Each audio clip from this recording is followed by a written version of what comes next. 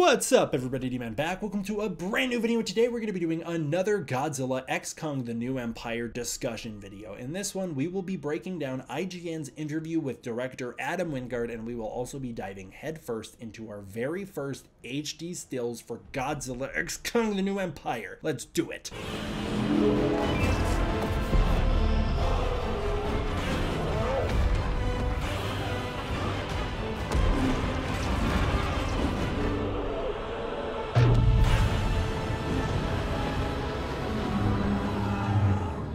Okay, we have our first official HD images from Godzilla X Kong The New Empire. They were revealed to us through IGN, and they actually accompanied an IGN interview that I want to jump into first. In this article, they interviewed director Adam Wingard for the very first time ever about Godzilla X Kong The New Empire, where we learned quite a bit. Wingard says he learned a lot from making Godzilla vs. Kong, and only now, after making one full movie, feels like he's ready to tackle another monster movie, or really to make one in the first place. And I'm really excited to see what kind of lessons he learned. I hope they're the right ones. It seems like the lessons he learned is that, hey, the kaiju are characters and they can be treated as such, with arcs and personalities and given the screen time appropriate for those two things. And I'm really excited to see that. I think he's gonna nail that. His characterization of Kong is personally my favorite. I find it to be so emotional and engaging, and I love it, and I can't wait to see more of that. Also, he says he learned how to tell non-verbal stories, and he learned how to nail down that type of visual storytelling, which is great to hear. I love that, and I'm very excited for that. He says large stretches of the film don't involve any of the human characters, with many sequences being entirely CG animated. Wingard calls it pure imagination, which I thought was such a beautiful way to put it, because while CGI can be a big hindrance on films, if you use it right, it can truly bloom into something beautiful, and I'm really excited to see the type of imagination Adam Wingard has brought to the MonsterVerse. That was his biggest strength with Godzilla vs. Kong, and I'm very excited to see it here. He says that there is up to 8-minute long stretches of the movie where it's just the monsters doing their own thing, and well, for me personally, that typically rings the bell for disaster. I think Adam Wingard can probably handle it. The scenes with Kong doing his own thing in Godzilla vs. Kong are by far the most engaging scenes of those movies, and hey, if Godzilla vs. Kong had a human character problem, maybe it's time to kind of focus on the things that didn't have a problem, and that was the characterization of Kong and the story he had. And if you do a very Planet of the Apes styled storyline with Kong and this new ape, then I'm all here for it. Also, Gargantuas, that was a great film that utilized kaiju as characters, so I'm into it. If you're one of those people who needs more Godzilla screen time, watch a goddamn YouTube compilation and quit crying about it, you baby. Move on. The movie will give you the Godzilla that you deserve, and it will be exciting. Eat it up and enjoy it.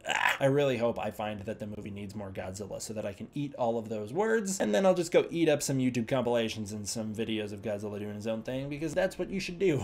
Be proactive. Titanus Doug will return to the MonsterVerse. I don't care about this. Doug was never a character that I thought was a funny meme. I was excited to see him be goofy in the one shot in Godzilla vs. Kong, but I never needed him back. But he's back. Wingard says that he gives ownership of this character to the fans because they're the ones who made him a viral hit in the first place, and that's actually a really nice thing to see him do. And he says that the personality of Doug in Godzilla X Kong will be that of a bulldog, which I think is going to be very interesting, and actually, given that, I hope he lives in Kong's kingdom and is kind of just chill with the dude. I think it'd be fun if Kong had a pet and that pet was Doug. That would be something I'd be down to see. Wingard calls the new ape in this movie a devilish Kong type character, which I think is so incredible. I hope they don't play up the idea that he's another king. I think that's stupid, even though that's what the new tagline says, bow to your new king. Don't play that aspect of it up. Play up the aspect that he's the devil. That's far more interesting. Wingard says he's a character that will be a match for both Godzilla and Kong, which was a challenge for him to decide how a character could match up to both at once. And he says there are lots of things about this character that lead to him being such a threat and make him so important. I've seen people questioning how could an ape take on Godzilla and Kong, and you're just simply not imaginative enough. Where's your pure imagination? It's a movie. He can do whatever. Maybe he's got some sort of unknown powers. I personally think he's just going to be hyper intelligent and very skilled in combat, and that's exciting for me. Be more creative, fellas. Godzilla got his ass kicked once by two baby Mothra twins. Like, two baby caterpillars kicked Godzilla's ass. It's fine, guys. Monsters can beat Godzilla. It's okay. It's just gotta be interesting.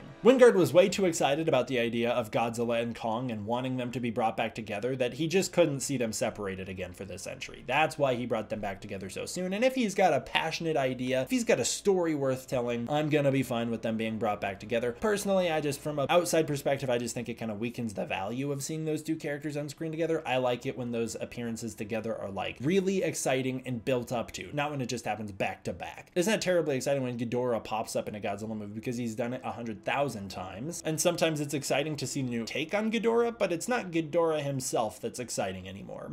And that's what I don't want to happen with Godzilla and Kong. So I hope after this, the two of them go their own ways, tell their own stories for a while, and then in 5 to 10 years, they can be brought back together. The title of this film, Godzilla X Kong, is meant to reflect the new collaborative nature between Godzilla and Kong in the movie, which will be interesting to see played up. I have a feeling they're only going to meet up once or twice in the film, and probably towards the end of the movie. Wingard says he was looking for a place to get actor Dan Stevens into the film because they've worked together before and have a great relationship. He says that he planned for this character, so if he got to do a sequel, he'd bring this character in, and he's excited that he now gets to. And the role was written specifically for Dan Stevens, and is, according to Wingard, the most fun character in the entire MonsterVerse in some ways. I don't know what that means, truly could not tell you where they're headed. I hope he's not overly silly, overly goofy. Dan Stevens was an actor who excelled in Adam Wingard's previous film, The Guest, because he was so ranged, complex, and deep and weird. He was a strange, serious man who also had a real lightheartedness to him, but also this horrible darkness lurking within. That's the type of emotional complexity I would love to see brought to the MonsterVerse, and that's the kind of stuff we get in like Monarch, and so I'd love to see it brought here. Finally, this leads us into our first 3 revealed images for Godzilla X Kong: The New Empire. I'll start out with the least exciting, and that's our reveal of Monarch. Team Monarch. Team Kong, really. The return of Team Kong. We've got Eileen Andrews back in the action, we've got Gia back in action, and we've got the first look at Dan Stevens' character. I think this image kind of says a lot. Their new uniforms are very interesting. They kind of play on the tactical nature of their uniforms in Godzilla vs. Kong. I like that they shifted away from the orange, but